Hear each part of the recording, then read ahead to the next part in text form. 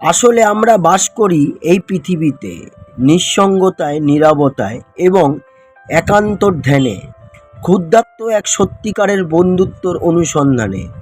ঈশ্বর মৃত্যু যন্ত্রণা শিথিল করে তাকে মৃত্যু থেকে তুলেছেন, কারণ তাকে ধরে রাখা মৃত্যুর সাধ্য ছিল না। হালেলুয়া, জয় যিশু। ধন্যবাদ ঈশ্বর।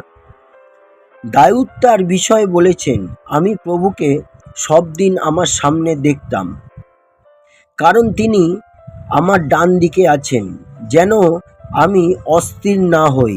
এই জন্যে আমার মন আনন্দিত ও আমার জীব উল্লাস করে, আর আমার শরীরও আশায় নির্ভয়ে বসবাস করবে, কারণ আপনি আমার প্রাণ মৃত্যু লোকে ত্যাগ করবেন না, আর নিজের পবিত্রজনক ক্ষয় দেখতে দেবেন না।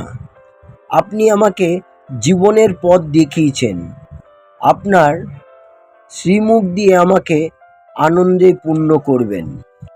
ঈশ্বর, একমাত্র আমি জানি আপনি ইতিমধ্যে আমার জীবনে কি কি করেছেন, কোথা থেকে কোথায় আমাকে রক্ষা করেছেন। এখন পর্যন্ত আপনাকে অশেষ ধন্যবাদ। অনেক বেশি সময় লাগবে গণনা করতে এবং সত্য গল্প বলতে।